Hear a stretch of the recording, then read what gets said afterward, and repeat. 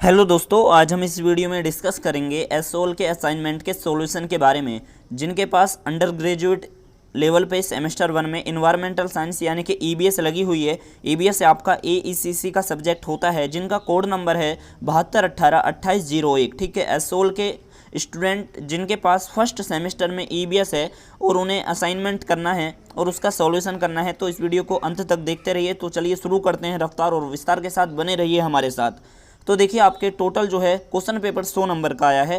100 number का आया है। आपको जो है सारे क्वेश्चन जो है इक्वल मार्क्स के हैं और इसमें से आपको केवल 2 क्वेश्चन अटैम्प्ट करने हैं। ठीक, टोटल क्वेश्चन आपके 4 हैं क्वेश्चन पेपर में, जैसा कि आपको इंटरफेस पे दिख रहा होगा। आपके टोटल 4 क्वेश्चन है, नंबर 1, नंबर 2, नंबर 3, नंबर 4। ठीक है, तो हम लास्ट के 2 क्वेश्चन को इस वीडियो में डिस्कस करेंगे। तो जैसा कि आपको इंटरफेस पे दिख रहा होगा, हम लास्ट के 2 क्वेश्चन को यहाँ पर इंटरफेस पे खोल लिया है। हमारा तीसरा क्वेश्चन है, प्रदूषण क्या है, विभिन्न प्रकार के वायु प्रदूषक और वायु प्रदूषण के विभिन्न कारणों का वर्णन करें। चौथा क्वेश्चन है, जैव विविधता के संरक्षण क्या है, जैव विविधता संरक्षण के इन सीटू और एक्स सीटू संरक्षण रणनीतियों के बारे में बताएं। तो ये हमारा तीसरा और चौथा क्वेश्चन आज हम इस वीडियो में आंसर सहित डिस्कस करने वाले हैं। तो चलिए बने रहिए हमारे साथ। तो देखिए, सबसे पहले आपको फ्रंट सीट पे अपना नाम लिखना है, एग्जामिनेशन रोल नंबर लिखना है, सब्जेक्ट लिखना है और अपना यूपीसी लिखना है और अपना एसओएल का रोल नंबर लिखना है। ठीक है, इतनी सारी चीज़ें अपनी फर्स्ट पेज पे लिख लेनी हैं। अब हम बात कर लेते हैं आंसर सॉल्यूशन स्टार्टिंग के बारे में, यानी कि आपको कैसे स्टार्ट करना है। तो देखिए, आपका क्वेश्चन है, जो तीसरा क्वेश्चन है इस क्वेश्चन पेपर का, प्रदूषण क्या है, विभिन्न प्रकार के वायु प्रदूषकों और वायु प्रदूषण के विभिन्न कारणों का वर्णन करें। देखिए, इसमें मुख्यतः आपकी 3 हेडिंग बनने वाली हैं, यानी कि मुख्य रूप से ये क्वेश्चन जो है आपका 3 भागों में बटा हुआ है। इसका नंबर 1 जो भाग है वो है प्रदूषण क्या है, विभिन्न प्रकार के वायु प्रदूषक। ठीक है, आपका इसका तीसरा भाग है वायु प्रदूषण के विभिन्न कारण। तो हम इसमें पहले भाग को पहले डिस्कस करेंगे, फिर सेकंड भाग को, फिर तीसरे भाग को। इस प्रकार से आपका ये टोटल क्वेश्चन का आंसर का सॉल्यूशन कंप्लीट होगा। ठीक है, तो हम बात करते हैं पहले प्रदूषण क्या है। देखिए, मैं इस वीडियो को आप जो है स्लो मोशन में भी चला सकते हो। अगर आप इसे मतलब कि रिटर्न करना स्टार्ट करोगे ना जब आप, तो इस वीडियो को स्लो मोशन में चलाकर फुल एचडी में करके अपने असाइनमेंट को तैयार कर सकते हो। जो स्टूडेंट ब्लाइंड हैं या पीडब्ल्यूडी कैटेगरी से बिलोंग करते हैं, मैं उनके लिए जो है उनकी सुविधा के लिए इस वीडियो को जो है पूरी वीडियो में जो भी चीज़ें हैं रीडिंग करता रहूँगा। इस बात का आप ध्यान रखिएगा, टेंशन लेने की ज़रूरत नहीं है, क्योंकि हमारे इस चैनल के सब्सक्राइबर जो हैं पीडब्ल्यूडी कैटेगरी से भी बिलोंग करते हैं। तो चलिए शुरू करते हैं। तो देखिए, प्रदूषण क्या है, पर्यावरण के किसी भी तत्व में पाए जाने वाले अवांछनीय परिवर्तन जिससे जीव जगत पर प्रतिकूल प्रभाव पड़ता है। यानी कि मान लीजिए कि पर्यावरण में कोई भी तत्व है और उसका अवांछनीय परिवर्तन हो रहा है और जीव जगत पे उसका जो है गलत प्रभाव पड़ रहा है, तो वो प्रदूषण कहलाएगा। प्रदूषण पर्यावरण में दूषक पदार्थों के प्रवेशों के कारण प्राकृतिक संतुलन में पैदा होने वाले दोष को कहते हैं। प्रदूषक पर्यावरण को और जीव जंतुओं को नुकसान पहुंचाते हैं। हमेशा ये तो आपको पता ही होगा, जो भी प्रदूषक होते हैं, यानी कि प्रदूषक किसे कहते हैं, जो प्रदूषण करते हैं उन्हें प्रदूषक कहते हैं। और प्रदूषक पर्यावरण को और जीव जंतुओं को नुकसान पहुंचाते हैं।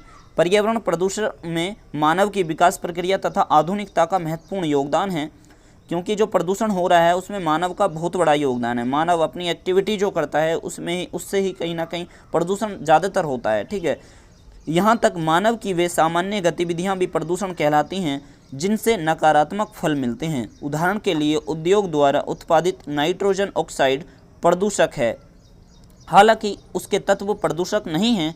यह सूर्य की रोशनी की ऊर्जा है जो कि उसे धुएं और कोहरे के मिश्रण में बदल देती हैं। अगली हम स्लाइड की तरफ बात करें तो इसमें है, प्रदूषण 2 प्रकार का हो सकता है, स्थानीय तथा वैश्विक। अतीत के केवल स्थानीय प्रदूषण को समस्या माना जाता था। उदाहरण के लिए कोयला के जलाने से उत्पन्न धुआं अत्यधिक सघन होने से प्रदूषक बन जाता है, जो कि स्वास्थ्य के लिए हानिकारक होता है। स्कूल कॉलेजों में एक नारा सिखाया जाता था कि प्रदूषक का समाधान उसे हल्का कर देना है। सिद्धांत यह था कि विरल कम प्रदूषण से कोई हानि नहीं होगा। हाल ही के दिनों में हुई शोधों से लगातार चेतना बढ़ रही है लोगों के मन में कि कुछ प्रकार का स्थानीय प्रदूषण अब समस्त विश्व के लिए खतरा बन रहा है। यानी कि देखिए, जो हमारा स्थानीय प्रदूषण है वो पूरे वर्ल्ड के लिए कहीं ना कहीं खतरा बन रहा है, वो एक डेंजर पोजीशन में पहुंच चुका है। जैसे आणविक विस्फोट। आणविक विस्फोट का मतलब होता है जो हम एटॉमिक एनर्जी का यूज करते हैं। आपने एटम बम के बारे में ज़रूर सुना होगा, ठीक है, परमाणु बम, तो उसे ही हम आणविक विस्फोट कहते हैं। जैसे कि आपको पता होगा जापान के हिरोशिमा और नागासाकी पर आणविक विस्फोट ही करा गया था। आणविक विस्फोट से उत्पन्न होने वाली रेडियोधर्मिता यानी कि जो उससे मतलब कि एक चमक निकलती है और जो उससे एक शाइनिंग होके मतलब कि पूरी वातावरण में धुआं धुआं हो जाता है और जो एक धमाकेदार होता है उसे ही हम रेडियोधर्मिता कहते हैं। स्थानीय तथा वैश्विक प्रदूषण की चेतना से पर्यावरण सुधार आंदोलन प्रारंभ हुए, जिससे कि मनुष्य द्वारा की गई गतिविधियों से पर्यावरण को दूषित होने से बचाया जा सके, उसे कम से कम किया जा सके। जैसे कि समुद्र के किनारे तथा झीलों में उगने वाली वनस्पति, शैवाल आदि जो कि प्रदूषण का कारण है। औद्योगिक, कृषि, रिहायशी कॉलोनियों से निकलने वाले अपशिष्ट पदार्थों से प्राप्त पोषण से पनपते हैं। भारी तत्व जैसे लेड और मरकरी का जियोकेमिकल चक्र में अपना स्थान है। इनकी खुदाई होती है और इनके उत्पादन प्रक्रिया कैसी है उस पर निर्भर करेगा कि वे पर्यावरण में किस प्रकार का सघनता से जाते हैं।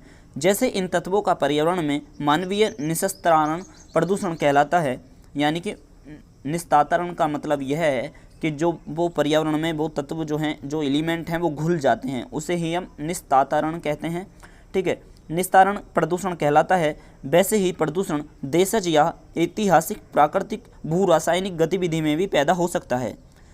वायुमंडल में कार्बन डाइऑक्साइड का होना भी प्रदूषण हो जाता है यदि वह धरती के पर्यावरण में अनुचित अंतर पैदा करता है।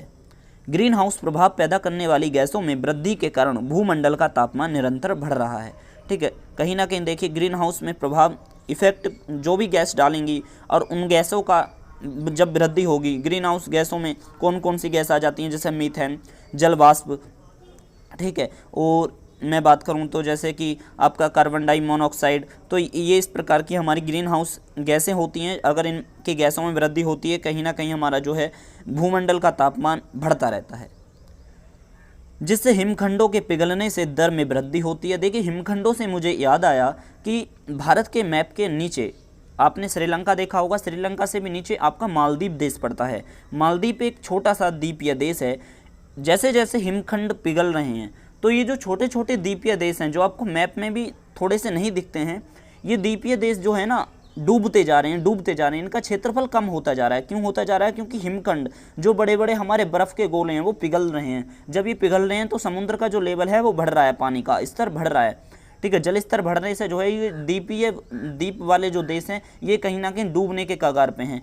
एक सर्वे के आधार पर रिपोर्ट निकल कर आई है कि जो आज के 100 साल पहले यानी कि मालदीव देश का जो क्षेत्रफल था उसमें कितनी कम रूप से मतलब कि कटौती हुई है उसके क्षेत्रफल में, वो मालदीव ही जानता है, वहाँ की सरकार ही जानती है, वहाँ के लोग ही जानते हैं। क्योंकि हिमखंडों के पिघलने से ये कहीं ना कहीं प्रदूषण में होने वाली वृद्धि से ही इसके मालदीव के ऊपर नकारात्मक प्रभाव पड़ा है, ठीक है। अब हम रीडिंग कर लेते हैं। तो देखिए समुद्री जल स्तर बढ़ने से तटवर्ती क्षेत्र जैसा कि मालदीव है, ठीक है, ऐसे ही तटवर्ती क्षेत्र जैसे हमारा लक्षद्वीप है, अंडमान निकोबार है, ये तटवर्ती क्षेत्र कहलाते हैं। जलमग्न हो जाएंगे यानी कि जल से भर जाएंगे। हालांकि इन शोधों को पश्चिमी देशों विशेषकर अमेरिका स्वीकार नहीं कर रहा है। प्रदूषण के मायने अलग अलग संदर्भों से निर्धारित होते हैं। परंपरागत रूप से प्रदूषण में वायु, जल, रेडियोधर्मिता कहाँ से निकलती है? मैंने आपको बताया जब आणविक विस्फोट होता है तो उससे रेडियोधर्मिता निकलती है, ठीक है। जो उसका रिएक्शन होता है, जो प्रतिक्रिया करता है हमारा एटॉमिक बम, उससे ही रेडियोधर्मिता निकलता है। आदि आते हैं। यदि इनका वैश्विक स्तर पर विश्लेषण किया जाए तो इसमें ध्वनि, प्रकाश आदि के प्रदूषण भी शामिल हो जाते हैं। गंभीर प्रदूषण उत्पन्न करने वाले मुख्य स्रोत हैं रासायनिक उद्योग, तेल, रिफाइनरीज, आणविक अपशिष्ट स्थल, कूड़ाघर, प्लास्टिक उद्योग, कार उद्योग, पशुगृह और दाहगृह। दाहगृह किसे कहते हैं? जहाँ पर मान लीजिए कि पशुओं को बलि चढ़ाया जाता है, या यूँ कहें दूसरा स्थान जहाँ, जैसे कि आपने शमशान घाट का नाम सुना होगा, आप उसे ही दाहगृह मान लीजिए, जहाँ पर हमारी देह जो होती है वो मतलब कि जलाई जाती है, वहाँ पर उसका अंतिम संस्कार किया जाता है। तो हमारा जो दाहगृह होता है आदि। आणविक संस्थान, तेल टैंक दुर्घटना होने पर भी गंभीर प्रदूषण पैदा करते हैं। कुछ प्रमुख प्रदूषक क्लोरिनेटेड हाइड्रोकार्बन्स, भारी तत्व लेड, कैडमियम, क्रोमियम बोलते हैं इसे, जिंक, आर्सेनिक, बेंजीन आदि भी प्रमुख प्रदूषक तत्व हैं। प्राकृतिक आपदाओं के पश्चात प्रदूषण उत्पन्न हो जाता है। बड़े बड़े समुद्री तूफान के पश्चात जब लहरें वापस लौटती हैं तो कचरे, कूड़े, टूटी नाव, कारें, समुद्र तट सहित तेल कारखानों के अपशिष्ट म्यूनिसिपैलिटी यानी कि म्यूनिसिपैलिटी आपने सुना ही होगा, जैसे एमसीडी डिपार्टमेंट होता है, म्यूनिसिपल डिपार्टमेंट कॉरपोरेशन, ठीक है। तो म्यूनिसिपल जो हमारी डिपार्टमेंट होता है उससे ही हम म्यूनिसिपैलिटी का कचरा बोलते हैं। जो हमारी म्यूनिसिपैलिटी रहती है यानी कि म्यूनिसिपल डिपार्टमेंट जो रहता है उसका जो कचरा रहता है वो भी आदि बहकर ले जाता है। मान लीजिए सुनामी के बाद अध्ययन ने बताया है कि तटवर्ती मछलियों में, जो हमारी तटवर्ती मछलियाँ होती हैं उनमें भारी तत्वों से प्रतिशत बहुत बढ़ गया था। प्रदूषक विभिन्न प्रकार की बीमारियों को जन्म देता है, जैसे कैंसर, एलर्जी, अस्थमा, प्रतिरोधक बीमारियां आदि। जहां तक कि कुछ बीमारियों को उन्हें पैदा करने वाले प्रदूषक का ही नाम दे दिया गया है, जैसे मरकरी यौगिक से उत्पन्न बीमारी को मिनामिटा, ठीक है, मिनामटा कह दिया। जो हमारी मरकरी यौगिक से उत्पन्न होती है बीमारी उसे मिनामटा कहते हैं। प्रदूषक का अर्थ है यानी कि प्रदूषण का अर्थ है प्राकृतिक संतुलन में दोष पैदा होना, ना शुद्ध वायु मिलना, ना शुद्ध जल मिलना, ना शुद्ध खाद्य मिलना, ना शुद्ध वातावरण मिलना, ठीक है। तो ये होता है प्रदूषण का अर्थ। अब हम बात कर लेते हैं इस क्वेश्चन के सेकंड पार्ट के बारे में, यानी कि मैंने आपको बताया था इस क्वेश्चन के 3 पार्ट होंगे। अब हमने फर्स्ट पार्ट अपना कंप्लीट कर दिया है। अब सेकंड पार्ट के सॉल्यूशन के बारे में बात करेंगे, यानी कि विभिन्न प्रकार के वायु प्रदूषक कौन कौन से हैं। तो आपको हेडिंग डालनी है विभिन्न प्रकार के वायु प्रदूषक, और इन्हें आप जो है एक दूसरे कलर के पेन से यूज कर सकते हो। कलर 2 ही यूज करने हैं आपको। इस प्रेजेंटेशन में आपको विभिन्न कलर दिखेंगे, वो आपके इंप्रेशन के लिए हैं, जो आपको अच्छा तरह से विजुअल मिल सके। लेकिन आपको ब्लू और ब्लैक पेन का ही यूज करना है, ठीक है। हेडिंग के लिए आप ब्लैक पेन यूज कर सकते हो, और थ्योरी लिखने के लिए जितना भी है आपका कंटेंट उसके लिए आप ब्लू पेन यूज कर सकते हो। वायु के प्रमुख प्रदूषक तो हम चलिए जान लेते हैं। नंबर 1 है हमारा सल्फर डाइऑक्साइड, जिसे आप SO2 बोलते हो। नंबर 2 है नाइट्रोजन ऑक्साइड, जिसे आप NO बोलते हो। कार्बन मोनोऑक्साइड तीसरा, जिसे आप CO बोलते हो। आपका अगला है सॉलिड पर्टिकुलेट मटेरियल। 5वां है लौह कण। 6वां है ओजोन, जिसे आप O3 बोलते हो। 7वां है कार्बन डाइऑक्साइड, जिसे आप CO2 बोलते हो। 8वां है हमारा हाइड्रोकार्बन्स। 9वां है हमारा मीथेन, और 10वां है हमारी कुछ धातुएं, और 11वां है हमारे विकिरण, और 12वीं है हमारी मानवीय स्रोत, ठीक है। तो हम चलिए जान लेते हैं विभिन्न प्रकार के वायु प्रदूषक को विस्तार पूर्वक। तो देखिए, वायुमंडलीय प्रदूषण विश्व की राजनीतिक सीमाओं से परे है। यह अपने स्रोतों से दूर के वायुमंडल और मानवीय बस्तियों को प्रभावित करते हैं। मानवीय क्रियाकलापों से उत्पन्न प्रदूषण में विद्युत गिरह, विशेषतः कोयला पर आधारित, जो विद्युत गिरह कोयला उस पर चलते हैं, मतलब कि जो कोयला से अपनी विद्युत बना रहे हैं, इलेक्ट्रिसिटी कोयले से बननी है, वो तो कब सबसे ज़्यादा हमारी एक्टिविटी करते हैं और वो सबसे ज़्यादा प्रदूषण फैलाते हैं। जो कोयले से आधारित इलेक्ट्रिसिटी हमारी चल रही है, ठीक है, जैसे रेलवे डिपार्टमेंट में। अम्लीय वर्षा, मोटर वाहन, कीटनाशक, जंगल की आग, कृषि कार्यों द्वारा उत्पन्न कचरा, सिगरेट का धुआं, रसोई का धुआं आदि प्रमुख कारक हैं। अब हम बात कर लेते हैं जो हमारे प्रदूषक हैं, ठीक है। वायु प्रदूषण को फैलाने वाले जो हमारे प्रदूषक हैं, नंबर 1 है हमारा कार्बन डाइऑक्साइड। इसका हम विस्तार पूर्वक अध्ययन करेंगे। Carbon dioxide CO2। Carbon dioxide यह गैस अनेक प्रकार के दहन प्रक्रियाओं में निर्मित होती है। जंतुओं एवं पौधों के श्वसन क्रिया से भी CO2 निर्मुक्त होती है। यद्यपि पौधों द्वारा की जाने वाली प्रकाश संश्लेषण की क्रिया द्वारा वायुमंडल की O2 और CO2 में निर्धारित अनुपात लगभग बना रहता है। अगला हमारा वायु प्रदूषक का प्रदूषक है सेकेंड पॉइंट, जो है हमारा कार्बन मोनोऑक्साइड, जिसे आप CO बोलते हो। कार्बन मोनोऑक्साइड ईंधन के अपूर्ण दहन से कार्बन डाइऑक्साइड बनती है। यह गैस स्टील उद्योगों, तेल शोधक कारखानों, मोटर वाहनों तथा सिगरेट के धुओं में होती है। यह अत्यंत जहरीली गैस होती है। सांस के द्वारा अंदर ली गई यह गैस रक्त में, यानी कि जो हमारा रेड ब्लड सेल्स जो होते हैं, जिसे आप RBC बोलते हो, उनके हीमोग्लोबिन के साथ शीघ्र मिलकर श्वसन क्रिया में रुकावट उत्पन्न करती है। अगली है हमारी सल्फर डाइऑक्साइड, जिसे आप SO2 बोलते हो। यह भी एक बहुत बड़ा वायु प्रदूषण का प्रदूषक है सल्फर डाइऑक्साइड SO2 अनेक प्रकार के उद्योगों जहां CU, ZN, PB, NI एवं Fe अयस्कों का उपयोग होता है। इन तत्वों में उपस्थित सल्फरों के ऑक्सीकरण से SO2 निकलती है, जिसे आप क्या बोलते हो, सल्फर डाइऑक्साइड निकलती है, जो वायुमंडल में मिल जाती है। इसके अलावा मोटर वाहनों, कोयलों के दहन और तेल शोधक कारखानों से भी SO2 गैस निकलती है। नंबर 4 पे है हमारा प्रदूषक गैस, जो है हमारा नाइट्रोजन के ऑक्साइड। ठीक है, नाइट्रोजन ऑक्साइड जो पेट्रोल चलित जितने भी वाहन हैं उससे जो धुआं निकलता है, दहन क्रियाएं होती हैं, अनेक उद्योगों से नाइट्रोजन ऑक्साइड यानी कि NO, नाइट्रोजन डाई NO2 और हमारा ट्राई ऑक्साइड N2O3 निकलते हैं। ये पदार्थ सूर्य प्रकाश के हाइड्रोकार्बन से क्रिया कर भूरे रंग का बहुत ही घातक धूम कोहरे में निर्माण करते हैं। मैं आपको इसका एक उदाहरण बताऊं जो आपको सुनने में काफ़ी आश्चर्यचकित कर देगा, जो है हमारा 1952 में लंदन में 5 दिनों तक 1952 में इस शहर में इस प्रकार के धूम कोहरे से ढका रहा। फलस्वरूप ये हुआ उसके बाद कि 4000 लोगों की मौत हो गई, अनेक हृदय रोग से, श्वसन रोग से पीड़ित हो गई। यानी कि 5 दिनों तक कोहरा पड़ा रहा था लंदन के अंदर। 1952 के दौरान की बात है, 4000 लोगों की मौत हो गई थी इससे। ठीक है, नाइट्रोजन ऑक्साइड के रिएक्शन के कारण, जैसा कि आप देख सकते हो। अगला हमारा प्रदूषक है वायु प्रदूषण का, वो है हमारा एरोसोल्स। ठीक है, एरोसोल्स जो वाष्प एवं भूमिका के रूप में वायुमंडल में बहुत अधिक बल के साथ छोड़े जाते हैं। एरोसोल्स ध्वनि से तेज गति से सुपर जेटियान, ठीक है, जो हमारे जेटियान होते हैं ना, सुपर जेटियान जो आपने देखे होंगे फिल्मों वगैरह में, तो सुपर जेटियान द्वारा निर्मुक्त धुएं में होते हैं। इनमें क्लोरोफ्लोरोकार्बन पदार्थ होते हैं जो हमारे वातावरण की रक्षक ओजोन परत को नष्ट करते हैं। O3 का वैसे ही, जैसा कि आपको पता ही होगा, O3 हमारी जो है संकट में है। O3 जो हमारी लेयर है उसमें कहीं ना कहीं छिद्र की संभावना है, जैसे कि आपने देखा होगा अंटार्कटिका महाद्वीप पे जो छिद्र पाया गया है O3 के अंदर। नंबर 6 है स्मॉग, धुएँ एवं कोहरे, जिसे आप फोग कहते हो कोहरे को। धुएं एवं कोहरे के मिश्रण को स्मोक कहते हैं। ठीक है, याद रहेगा स्मोक किसे कहते हैं, धुएं एवं कोहरे के मिश्रण को हम स्मोक कहते हैं।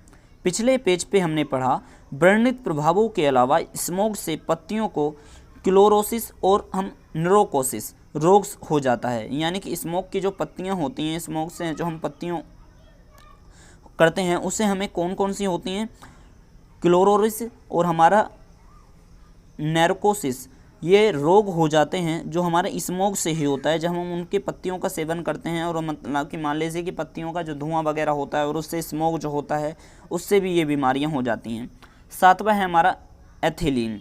ठीक है, एथिलीन जो है, जो हमारे ट्रांसपोर्ट होते हैं, जितने भी हमारे वाहन होते हैं, उनके धुओं से जो प्राकृतिक गैस तथा कोयलों के दहन एवं किसी भी कार्बनिक पदार्थ के अपूर्ण दहन से इथिलीन निर्मुक्त होती है। वातावरण में इथिलीन की अधिकता से आर्किड पौधे और कपास जैसे पौधों को हानि होती है।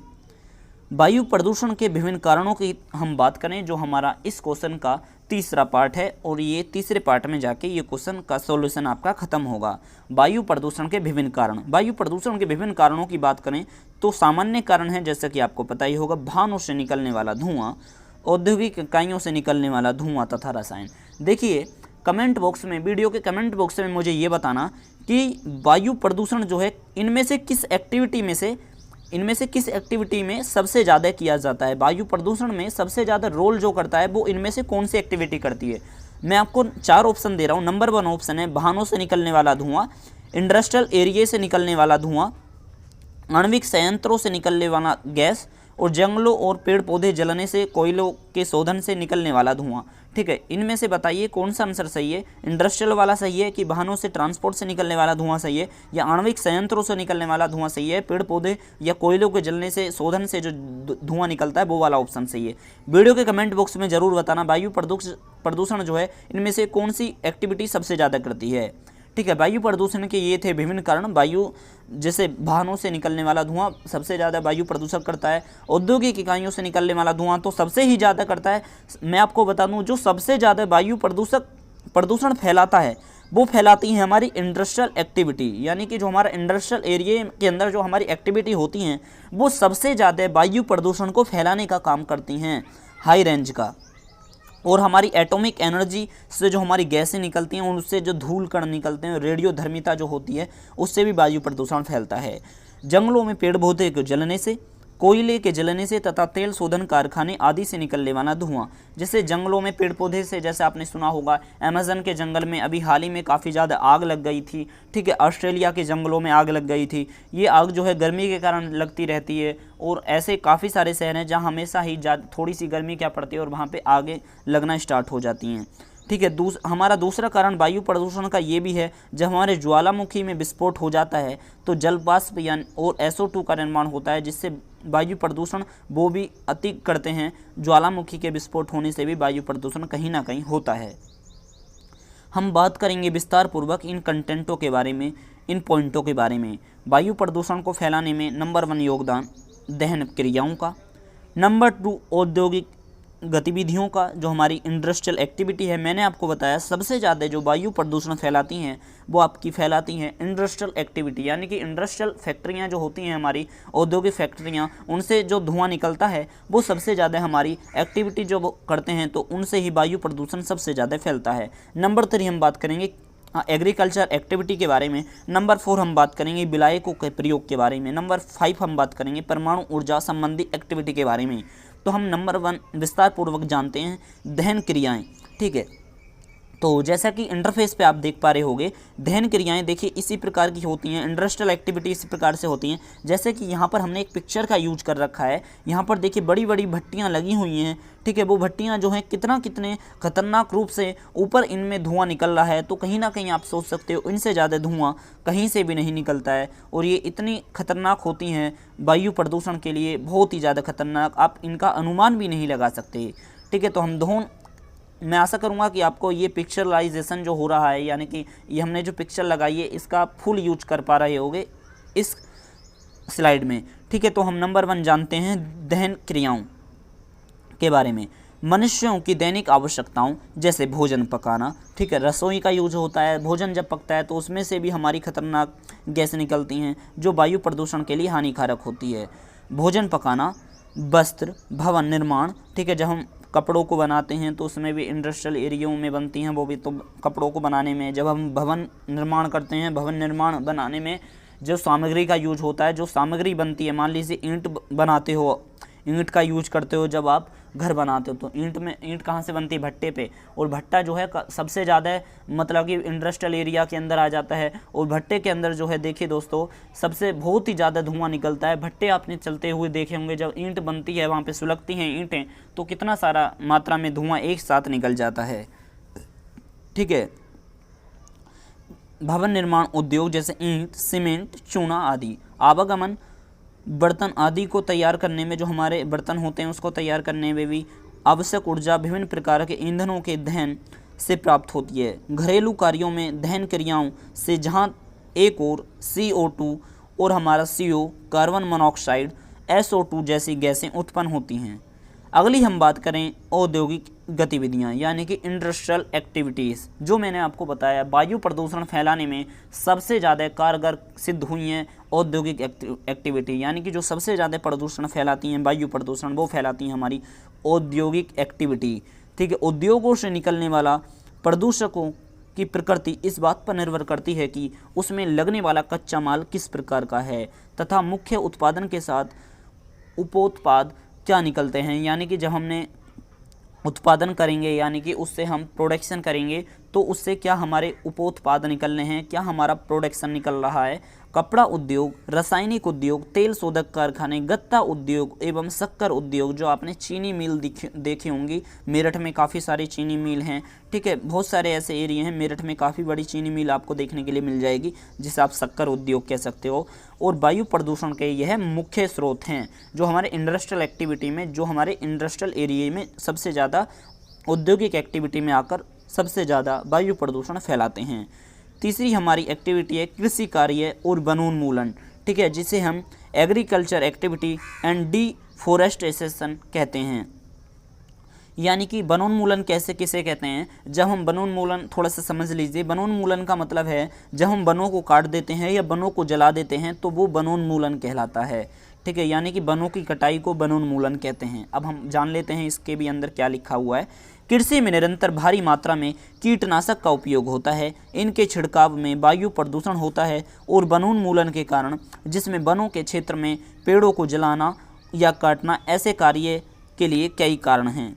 अगला हम बात करते हैं विलायकों का प्रयोग। ठीक है, विलायकों जो होते हैं, यूज़ ऑफ सॉल्वेंट्स। आजकल प्रयुक्त होने वाले स्प्रे पेंट, जो आपने देखा होगा, जो दुकानों के शटर होते हैं, शटर, ठीक है, उनके ऊपर स्प्रे पेंट किया जाता है। जो गाड़ियां होती हैं, जैसे मान लीजिए सुजुकी की कोई गाड़ी है, यानी कि कोई वैन है या आपकी मारुति है, उस कार के ऊपर जो स्प्रे किया जाता है ना, वो सफ़ेद कलर का, ब्लैक कलर का जो पेंट होता है वो स्प्रे पेंट होता है। फर्नीचर आदि पे जो पॉलिश किए जाने के लिए मतलब कि जो पेंट किया जाता है, उसमें जो है कार्बन उड़नशील विलायक पदार्थ होते हैं जो सूक्ष्म कण वायु में मिलकर वायु प्रदूषण कर देते हैं। ठीक है, तो देखिए जब आप पेंट वगैरह कराते हो तो उसमें से आपको इस बेस जहरीली महक तो आती ही आती है, उसी के साथ साथ जो है उड़ते हुए कार्बन पदार्थ आपको दिखेंगे जो हमारे छोटे छोटे कण वायु प्रदूषण में मिलकर काफ़ी ज़्यादा वायु प्रदूषण फैलाते हैं। नंबर 5 पे है हमारी परमाणु ऊर्जा संबंधी एक्टिविटी, यानी कि न्यूक्लियर एक्टिविटी जिसे आप कहते हो, या इसे आप आणविक ऊर्जा संबंधी गतिविधि कहते हो।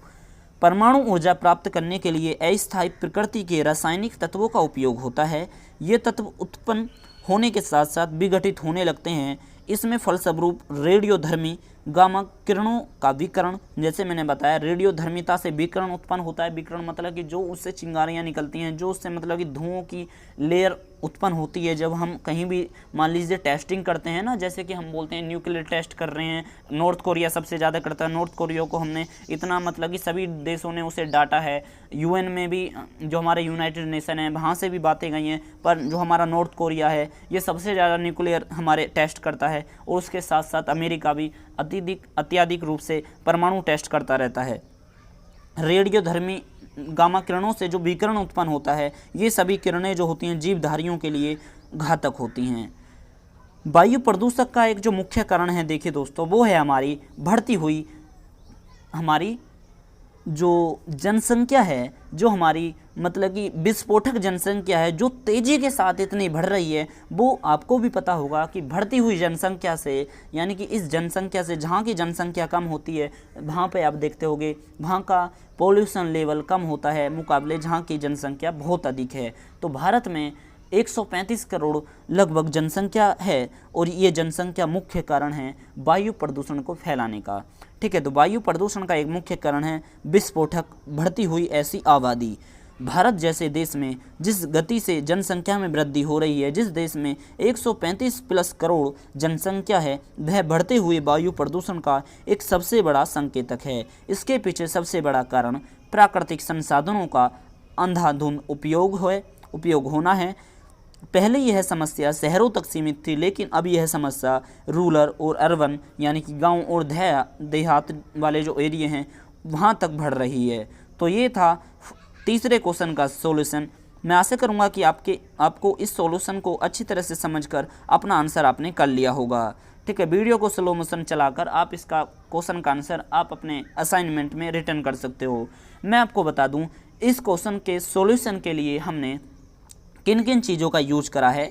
तो हमने सबसे जो अधिक यूज करा है वो हमने करा है बुक्स का, हमने यूज करा है इंटरनेट का, और उससे ज़्यादा हमने यूज करा है जो कहीं ना कहीं बहुत ही ज़्यादा सर्वोपरि है, वो हमने यूज करा है हमारे दिल्ली विश्वविद्यालय यानी कि दिल्ली यूनिवर्सिटी के जाकिर हुसैन कॉलेज के ईबीएस के प्रोफेसरों का। ठीक है, ईबीएस के प्रोफेसरों से हमारी काफ़ी ज़्यादा कम्युनिकेशन हुआ इस सॉल्यूशन के बारे में, इन आंसर के सॉल्यूशन को किस प्रकार से प्रेजेंट किया जाए इसके बारे में। ठीक है, तो आप ऐसा मत समझिएगा कि हमने जो है ये चीज़ें मैंने ही बनाई हैं। तो इसमें काफ़ियों का योगदान है। जैसा कि मैंने आपको बताया, दिल्ली यूनिवर्सिटी के जाकिर हुसैन कॉलेज के ईबीएस के टीचरों का इस आंसरों को प्रेजेंट करने में काफ़ी बड़ा योगदान इन क्वेश्चनों के आंसरों में है।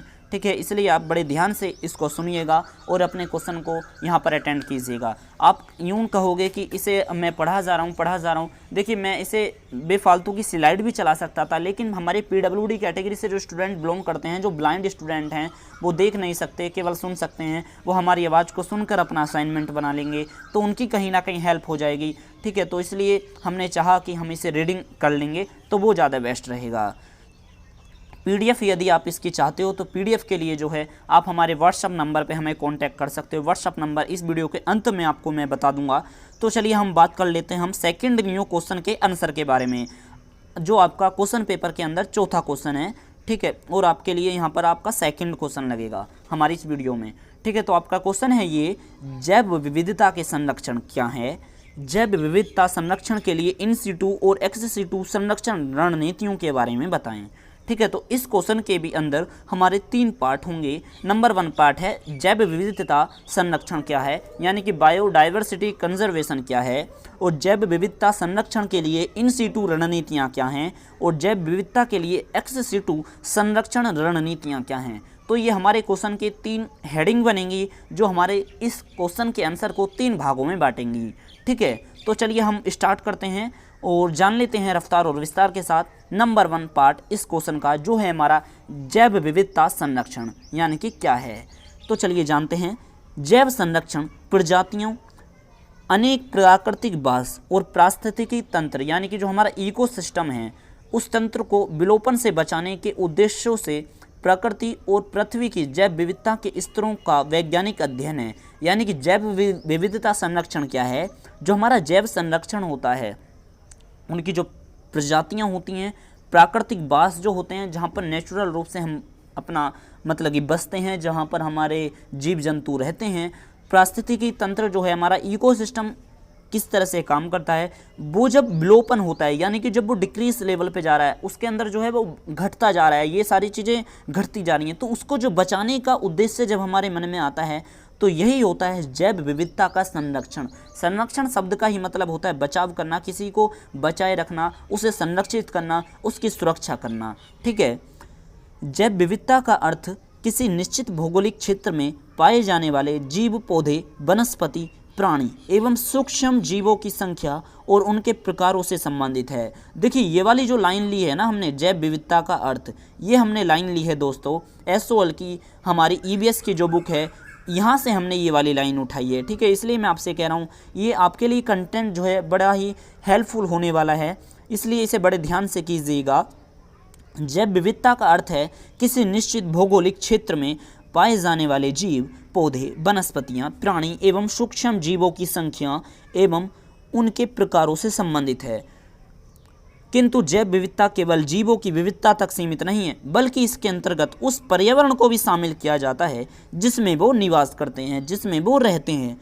जैव विविधता संरक्षण का आशय है जैविक संसाधनों के प्रबंधन से, यानी कि जो हमारे जैव विविधता का मतलब मुख्य आशय इससे ही होता है, जो हमारा जैविक संसाधन है, जितना भी हमारा बायोडाइवर्सिटी का हमारा रिसोर्सेज हैं, उसको हम किस प्रकार से मैनेज कर रहे हैं, किस प्रकार से हम उसे बचा रहे हैं अपनी लाइफ के फ्यूचर के लिए। ठीक है, जिससे अनेक व्यापक उपयोग के साथ साथ उनकी गुणवत्ता भी बनी रहे, क्योंकि जैव विविधता मानव सभ्यता के विकास के लिए स्तंभ है, इसलिए इसका संरक्षण भी अति आवश्यक है। यानी कि कहीं ना कहीं जैव विविधता के जो हमारे रिसोर्सेस हैं उसको हम कैसे मैनेज करेंगे, यही है हमारा जैव विविधता संरक्षण।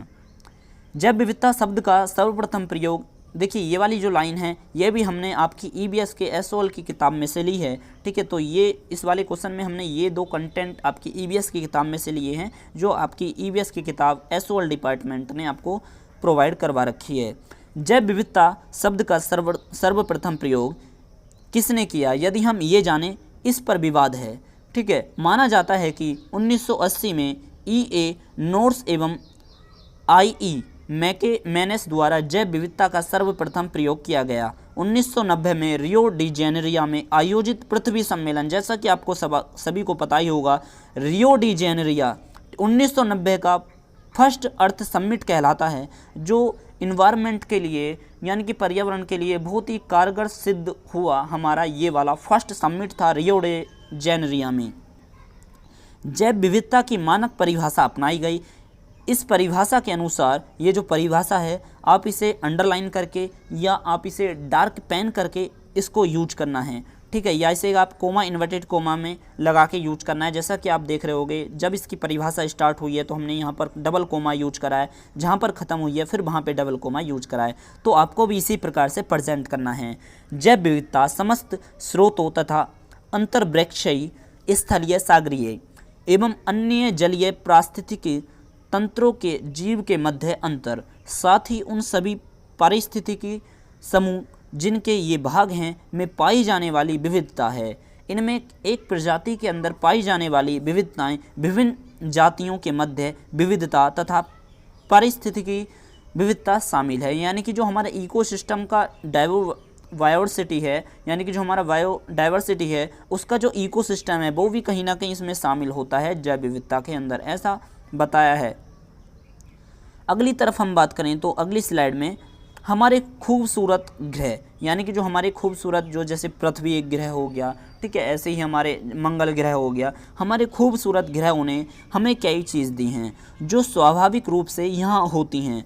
प्राकृतिक संसाधन, नदियाँ, घाटियाँ, महासागर, जानवरों की विभिन्न प्रजातियाँ और पौधों और पेड़ों की सुंदर किस्मों इनमें से कुछ हैं। लेकिन मनुष्य अपनी कृत्रिम दुनिया को विकसित करने में इतना व्यस्त है कि वह इन सुंदर प्राकृतिक चीज़ों को खराब कर रहा है, नष्ट कर रहा है। आज हमने उन अधिकांश चीज़ों का दोहन किया है जो प्रकृति में प्रचुर मात्रा में उपलब्ध थीं।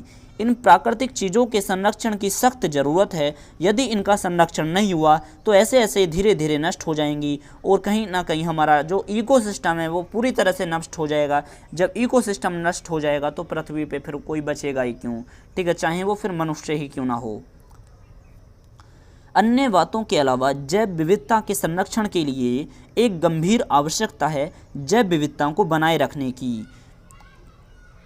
जैव विविधता को बनाए रखने की आवश्यकता को अक्सर अनदेखा किया गया है। ऐसा इसलिए है क्योंकि हम सोचते हैं कि हम खुद के लिए अच्छा कर रहे हैं, भले ही कई प्रजातियां अब तक विलुप्त हो गई हैं और अगर हम कुछ और विलुप्त हो जाते हैं तो भी हम अप्रभावित रहेंगे, यानी कि हम पर कोई प्रभाव नहीं पड़ता है, हम पर कोई इम्पैक्ट नहीं पड़ेगा यदि हमारी प्रजातियाँ और प्रभाव में आ जाती हैं।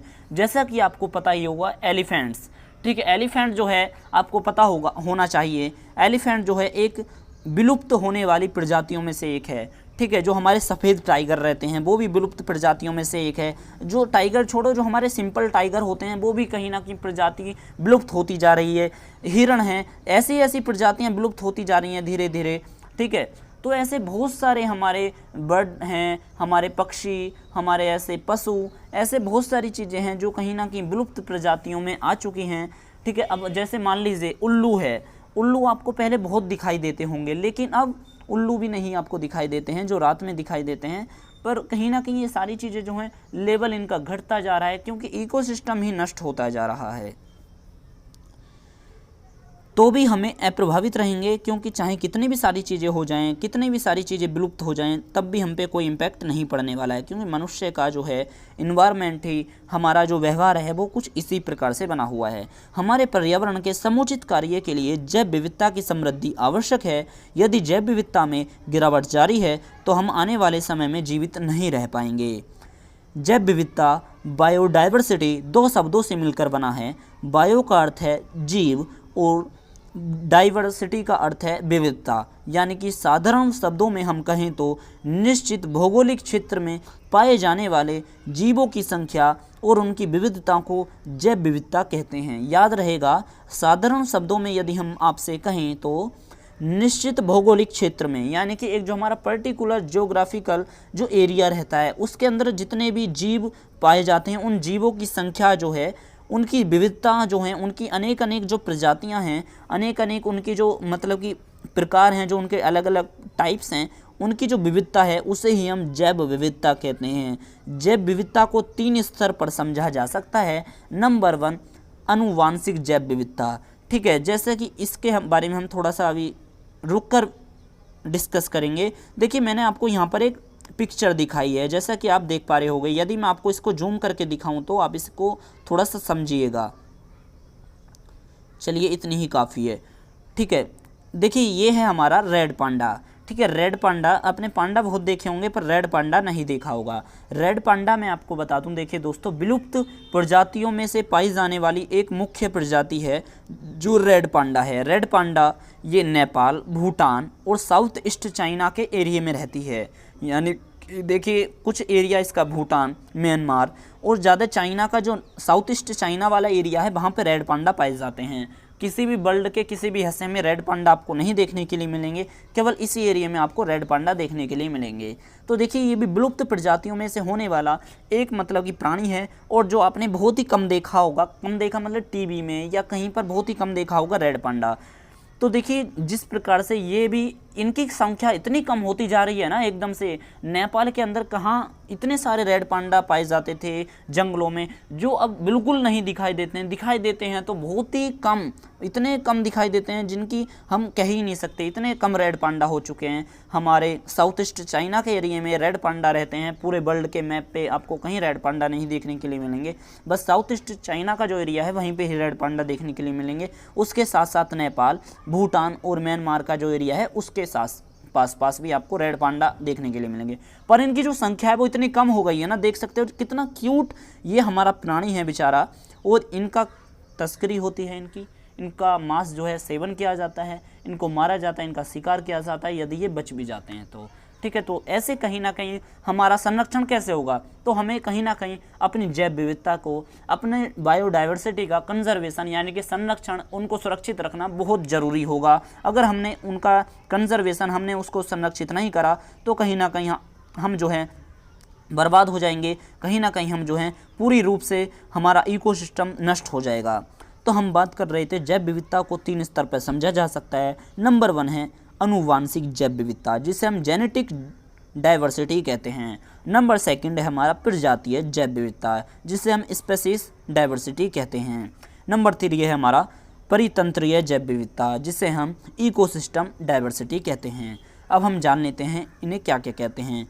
किसी प्रजाति में जीन की विविधता ही अनुवांशिक जैव विविधता कहलाती है। याद रहेगा, अनुवांशिक जैव विविधता यानी कि जेनेटिक डाइवर्सिटी किसे कहते हैं।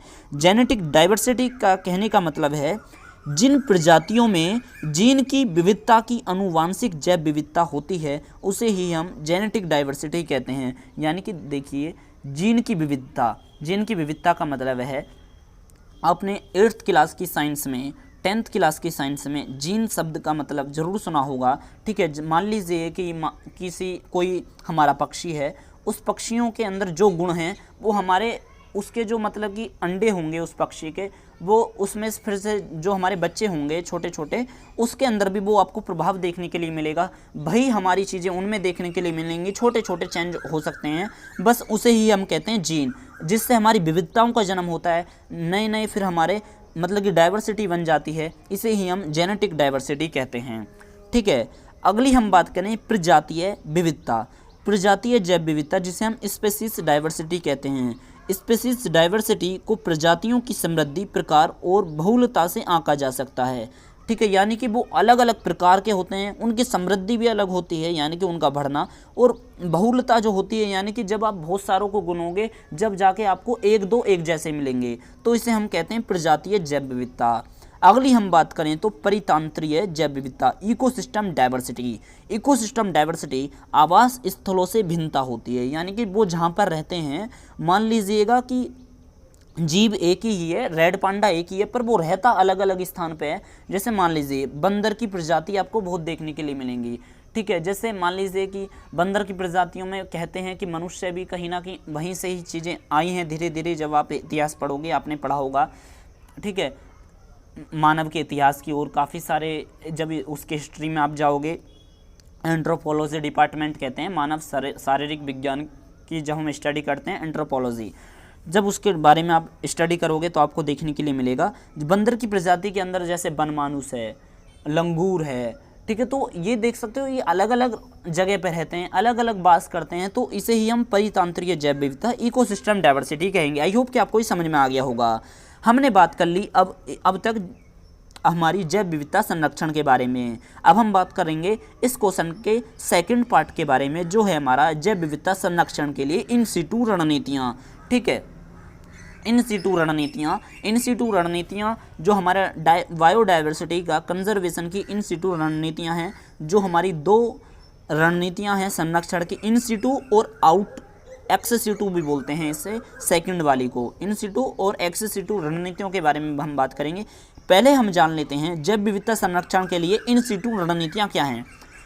तो देखिए, जब पेड़ पौधों और जंतुओं को उनके प्राकृतिक आवास में ही संरक्षित रखा जाता है तो इस प्रकार का संरक्षण इन सीटू संरक्षण कहलाता है।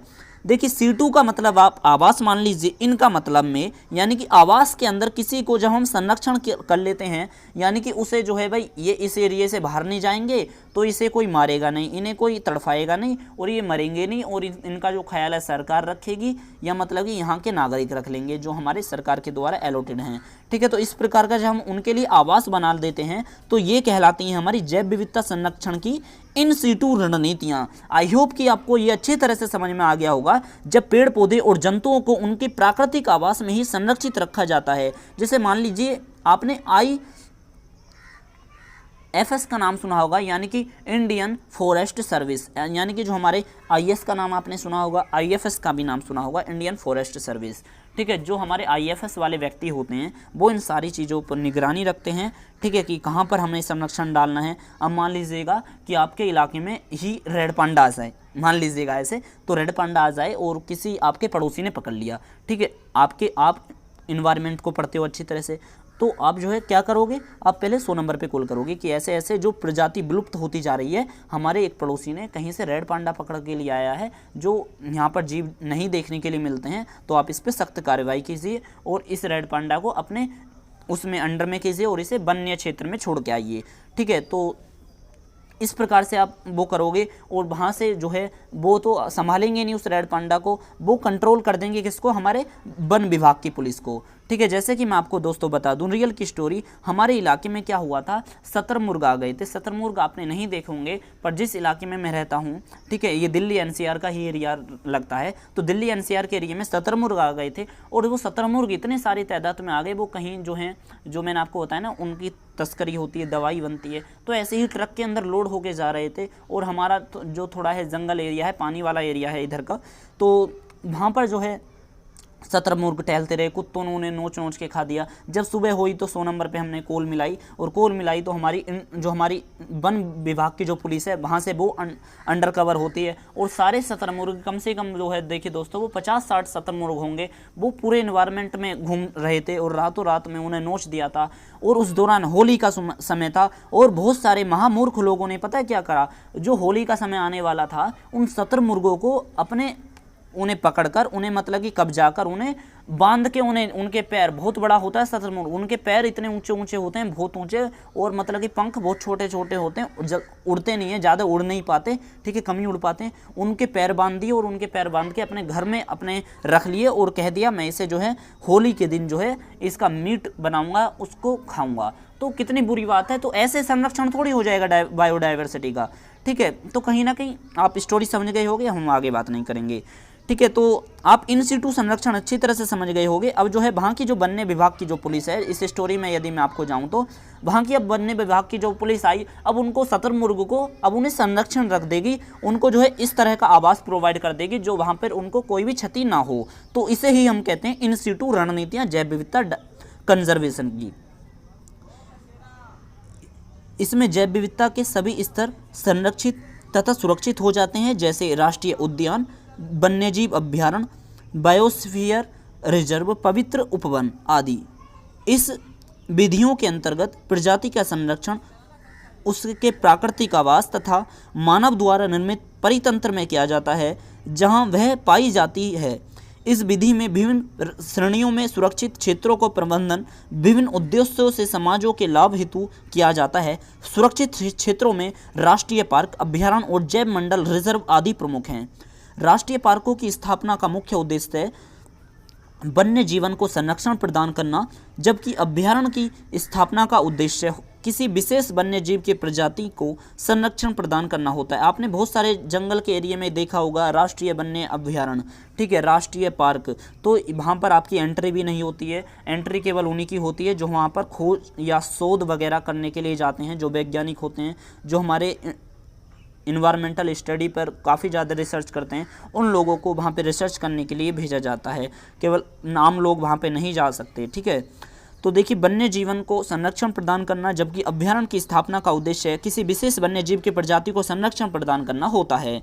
जैव मंडल रिजर्व बहुउपयोगी संरक्षित क्षेत्र होता है जिसमें आनुवांशिक विविधता को, उसके प्रतिनिधि परितंत्र में वन्य जीवन, जनसंख्या, आदिवासियों के पारंपरिक जैव शैली आदि को सुरक्षा प्रदान कर संरक्षित किया जाता है। भारत ने यथास्थल संरक्षण को में उल्लेखनीय कार्य किया है। देश में कुल 89 राष्ट्रीय पार्क हैं जिसमें से 41 लाख हेक्टेयर क्षेत्रफल पर फैले हुए हैं, जबकि देश में कुल 500 अभ्यारण्य हैं। देखिए, इन सारे डाटा को आप अपने असाइनमेंट में ज़रूर लिखिएगा, जो आपके लिए नंबर दिलाने में बहुत ही ज़्यादा हेल्पफुल रहेंगे।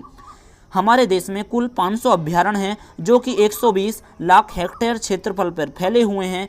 देश में कुल 17 जैव मंडल रिजर्व हैं। नीलगिरी जैव मंडल भारत का पहला जैव मंडल रिजर्व है जिसकी स्थापना सन 1986 में की गई थी। यूनेस्को ने भारत के सुंदरवन रिजर्व, मन्नार की खाड़ी रिजर्व तथा यानी कि जो हमारा अगस्त्यमल्य जैव मंडल है, जो हमारा अगस्त्यमल्य जैव मंडल कहते हैं, उसको विश्व जैव मंडल रिजर्व का दर्जा दे दिया गया है। यानी कि हमारा देखिए, यूनेस्को ने 1986 में आपने जाना कि नीलगिरी जैव मंडल को भारत का पहला जैव मंडल हमने घोषित किया था, हमने स्थापना की थी पहले जैव मंडल रिजर्व की। और यूनेस्को जो है हमारा इंटरनेशनल ऑर्गेनाइजेशन है, हमारा यूनाइटेड नेशन का पार्ट है, उसकी एजेंसी है, तो जिसका नाम है हमारा अगस्त्यमल्य जैव मंडल को विश्व जैव मंडल रिजर्व का दर्जा यूनेस्को ने भी दे दिया है। भारत के लिए बहुत ही अच्छी बात है इसके लिए। इसके अंतर्गत जैव विविधता का संरक्षण उनके मूल आवासों में ही किया जाता है। हमारे देश में जैव विविधता के संरक्षण हेतु भारत सरकार ने सन 1952 में Indian board for wild life की स्थापना की वन्य जीवन एवं जैव विविधता के संरक्षण हेतु निम्नलिखित उपाय अपनाती है। नंबर 1 है राष्ट्रीय उद्यानों की सहायता से, नंबर 2 अभ्यारण्यों की सहायता से, नंबर 3 प्राणी उद्यानों की सहायता से, जिसे हम जियोलॉजिकल पार्क्स कहते हैं, ठीक है। सन 1952 तक हमारे देश में राष्ट्रीय उद्यान तथा 41 अभ्यारण्य शरण स्थल स्थापित थे। भारत सरकार ने जंतुओं और उनके स्वयं के पारिस्थितिकी तंत्र में प्रतिबंधित विकास हेतु 7 बायोस्फीयर रिजर्व की स्थापना की है। इन सिटू संरक्षण, जिसे हम ऑन साइट संरक्षण के रूप में भी जाता है, जिसे हम ऑन साइट संरक्षण के रूप में भी जानते हैं, प्रजातियों की संरक्षण की विधि है जो उनके प्राकृतिक वातावरण पर होती है। इन सिटू संरक्षण को संरक्षित क्षेत्र संरक्षण, ऑन फार्म संरक्षण और होम गार्डन संरक्षण में विभाजित किया जा सकता है। इस रणनीति का मुख्य उद्देश्य पारिस्थितिकी तंत्र और प्राकृतिक आवासों का संरक्षण करना और उनकी आबादी के प्राकृतिक संतुलन को बनाए रखना है। इसके अलावा इन सिटू संरक्षण में लक्ष्य कर दी पदनाम, प्रबंधन और निगरानी शामिल है जहां वे उत्पन्न हुए। इसके अलावा यह तकनीक जंगली प्रजातियों के संरक्षण के लिए और खेतों पर भूमि की सामग्री के लिए अधिक लागू है। इसके अलावा यह संरक्षण प्रकार अधिक गतिशील है क्योंकि यह लक्ष्य प्रजातियों के प्राकृतिक आवास में होता है। यह जैव विविधता के संरक्षण का सबसे उपयुक्त तरीका है। इसलिए वन्य जीव और पशुधन संरक्षण मुख्य रूप से इन सिटू संरक्षण पर आधारित है। ये था हमारा इस क्वेश्चन का सेकंड पार्ट। अब आप जानोगे जैव विविधता के लिए एक्स सिटू संरक्षण रणनीतियां, यानी कि बायोडायवर्सिटी कंजर्वेशन एक्स सिटू रणनीतियां कौन कौन सी हैं, जो इस क्वेश्चन का थर्ड पार्ट है और लास्ट पार्ट भी है। तो चलिए जान लेते हैं इसे भी। तो देखिए, एक्स सिटू संरक्षण, जिसे हम ऑफ साइट संरक्षण के रूप में भी जानते हैं, यह संरक्षण मोड है जिसमें प्रजातियों का संरक्षण उनके प्राकृतिक आवासों के बाहर होता है। उसके अंदर होता था लेकिन यहाँ पर बाहर होता है, यानी कि इन सिटू के अंदर तो अंदर होता था और यहाँ पर जो है एक्स सिटू में बाहर होता है। इसके अंदर नमूनाकरण, स्थानांतरण और अपने प्राकृतिक आवासों से लक्ष्य कर संग्रहण इस पद्धति में शामिल प्रमुख घटनाएं हैं। इस प्रकार इस संरक्षण पद्धति में इन सिटू संरक्षण की तुलना में अधिक स्थिर प्रकृति है। इसके अलावा ऑफ साइट संरक्षण बीज भंडारण, इन विट्रो भंडारण, डीएनए भंडारण, पराग भंडारण और वनस्पति उद्यान भंडारण विधियों का उपयोग करके किया जा सकता है। इसलिए यह विधि फसलों और उनके जंगली रिश्तेदारों के संरक्षण के लिए सबसे उपयुक्त है। जब पादप और जंतुओं को उनके प्राकृतिक आवासों से अलग एक विशेष स्थान पर संरक्षित किया जाता है तो इस प्रकार के संरक्षण को एक्स सिटू संरक्षण कहते हैं। यानी कि मान लीजिए कोई पादप है या कोई जंतु है, जब उनके प्राकृतिक आवास जो उन्हें प्रकृति में मिला है आवास, हम उसे अलग करके जब उसे ऑब्जर्व करते हैं यानी कि उसे हम संरक्षित करते हैं तो इस प्रकार के संरक्षण को, इस प्रकार के हम ऑब्जर्वेशन को हम एक्स सिटू संरक्षण कहते हैं। जैसे वनस्पति उद्यान, वन्य जीव सफारी पार्क, बीज बैंक, टिश्यू कल्चर आदि। इसके अंतर्गत जीवों एवं पेड़ पौधों का संरक्षण उनके मूल आवासों से दूर ले जाकर किया जाता है। इसके अंतर्गत पौधों का संरक्षण निम्नलिखित प्रकार के माध्यमों से पेड़ पौधों और उनके आवासों से दूर स्थापित विभिन्न स्थानों एवं प्रयोगशालाओं में किया जाता है। नंबर 1 वनस्पतिक उद्यानों में, जिन्हें हम बायोनिकल गार्डन्स बोलते हैं। नंबर 2 वानिकी अनुसंधान संस्थाओं में। नंबर 3 कृषि अनुसंधान केंद्रों में, जिन्हें आप एग्रीकल्चर रिसर्च इंस्टीट्यूशन बोलते हो। और इसी के साथ साथ अन्य संरक्षण साधनों के द्वारा भी किया जाता है। एक्स सिटू संरक्षण में पौधों के संरक्षण हेतु निम्नलिखित 3 तकनीकों का उपयोग किया जाता है। नंबर 1 तकनीक है बीज बैंक, जिसे आप सीड बैंक भी कहते हो। नंबर 2 है जीन बैंक, जिसे आप जीन बैंक इंग्लिश में GEN बैंक बोलते हो। नंबर 3 है इन विट्रो स्टोरेज यानी कि इन विट्रो स्टोरेज मेथड।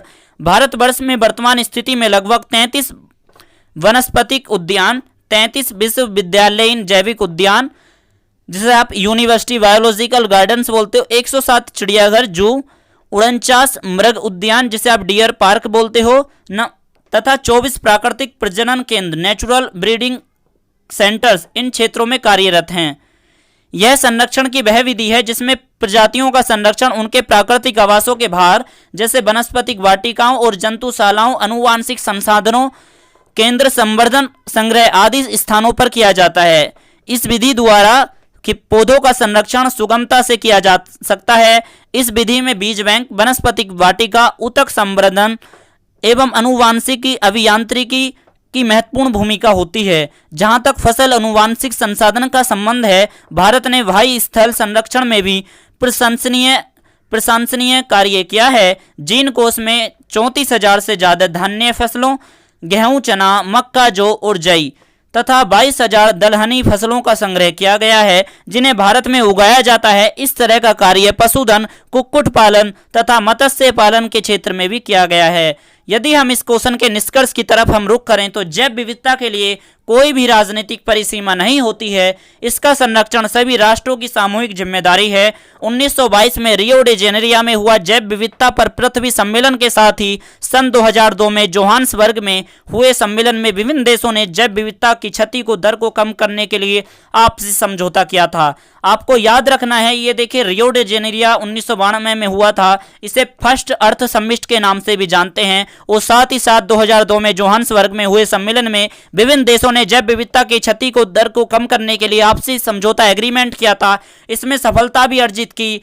हमारा कोर्टेजेना और नागोय प्रोटोकॉल ने भी जैव विविधता के संरक्षण के लिए बहुत ही महती भूमिका निभाई, यानी कि बहुत ही हम यूं कह सकते हैं काबिलियत भूमिका निभाई थी। इन्होंने जो है आपका कार्टेजेना और नागोय प्रोटोकॉल कहते हैं इसे, बहुत ही इंपॉर्टेंट है इसका जैव विविधता के अंदर। ठीक है दोस्तों, तो आप इन दोनों क्वेश्चन का जो सॉल्यूशन है अच्छी तरह से मिल गया होगा। यदि आप इसका PDF लेना चाहते हो तो आप मेरे से व्हाट्सएप पे पर्सनल कांटेक्ट कर सकते हो। मेरा कांटेक्ट नंबर है 9971388374। इस PDF को बनाने के लिए या यूं कहें इस सॉल्यूशन को बनाने के लिए हमने इंटरनेट, बुक्स और हमने इसी के साथ साथ जाकिर हुसैन दिल्ली यूनिवर्सिटी के कॉलेज के EVS के प्रोफेसरों का साथ लिया है। तो हमारे इस वीडियो को लाइक कर दीजिएगा, वीडियो को ज़्यादा से ज़्यादा अपने मित्रों के साथ शेयर कर दीजिएगा, वो जिससे अपना असाइनमेंट अच्छी तरह से बना सकें। हमारे इस चैनल को सब्सक्राइब कर दीजिए और असाइनमेंट सॉल्यूशन के लिए वीडियो के कमेंट बॉक्स में कराना ना भूलें। हमें वीडियो के कमेंट बॉक्स में बताएं कि आप जो है नेक्स्ट सॉल्यूशन किस क्वेश्चन का चाहते हो, किस सब्जेक्ट का चाहते हो। तो हमारे इस थैंक्स टू पॉलिटी का जाते जाते सब्सक्राइब कर देना। तब तक के लिए दीजिए आशीष गौतम को इजाजत। Thank you. आपको ये वीडियो कैसी लगी, अपनी प्रतिक्रिया हमें कमेंट बॉक्स में अवश्य बताएं। ऐसी ही और वीडियो देखने के लिए हमारे इस चैनल को सब्सक्राइब करके बेल आइकन जरूर दबा लेना। तो हम मिलते हैं ऐसे ही किसी नेक्स्ट वीडियो में, तब तक के लिए दीजिए हमें इजाजत। जय हिंद, जय भारत।